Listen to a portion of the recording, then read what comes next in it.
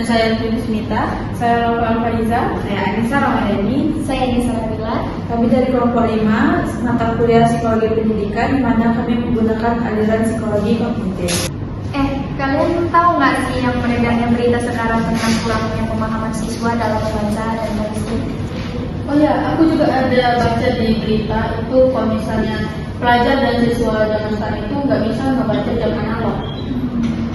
Kalau ada anak tidak mendapatkan bimbingan yang cukup baik atau tidak diajar berpikir aktif, maka mata mereka tidak berkembang dengan baik. Nah, akibatnya anak jadi sulit memahami pelajaran dasar seperti membaca, menghitung, atau bahkan membaca jam analog.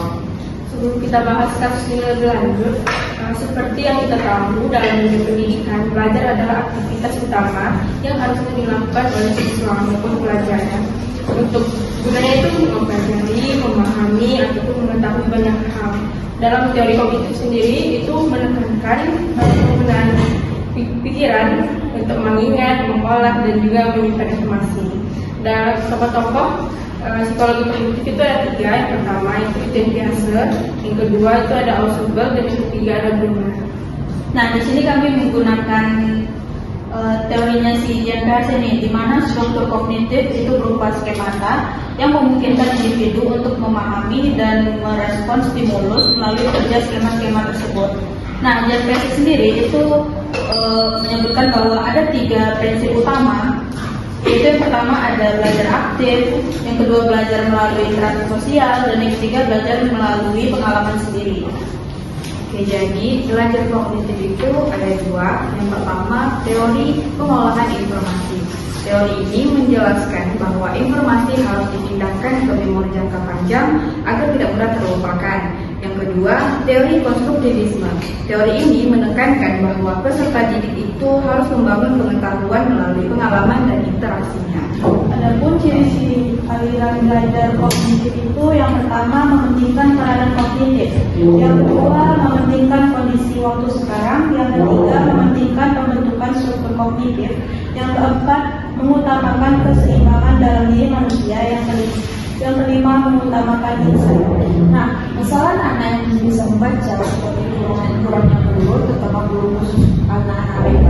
Nah, biasanya siswa yang terlalu mengandalkan teknologi seperti ChatGPT untuk menjawab soal tanpa memahami isi pelajaran bisa dijelaskan lewat teori belajar kognitif dari Piaget. Nah, menurut Piaget, anak belajar melalui tahapan perkembangan berpikir dan mereka membangun pengetahuan dari pengalaman langsung. Ia menyebutnya sebagai skemata seperti pola pikir yang membantu anak memahami dunia di sekitarnya. Nah, kalau misalnya anak itu tidak dibimbing secara cukup ataupun tidak diajak berpikir secara aktif, maka skemata mereka itu tidak berkembang secara baik. Nah, akibatnya apa? Muncullah masalah-masalah yang seperti disebutkan di atas, seperti kemampuannya dalam membaca itu kurang, terus tulis itu nggak bisa, bahkan membaca jam analog itu nggak bisa. Nah, di mana jam analog ini kan masih berhubungan dengan angka atau numerisasi ya. Nah, itu banyak terjadi sekarang itu di Sumatera, di Jawa, dan di Pulau Kalimantan, yang mana ini sudah mencakup nasional tipenya ya. Jadi belajar bukan hanya menghafal dan memakai teknologi, tapi juga soal pemahaman dari proses berpikir yang bertahap sesuai usia mereka. Karena itu, peran guru, kurikulum yang tepat, dan dukungan orang tua sangat penting agar anak bisa belajar sesuai dengan tahap perkembangannya. Mungkin itu saja pembahasan yang kita bahas tentang aliran psikologi kognitif dan teori belajar kognitif dari Piaget.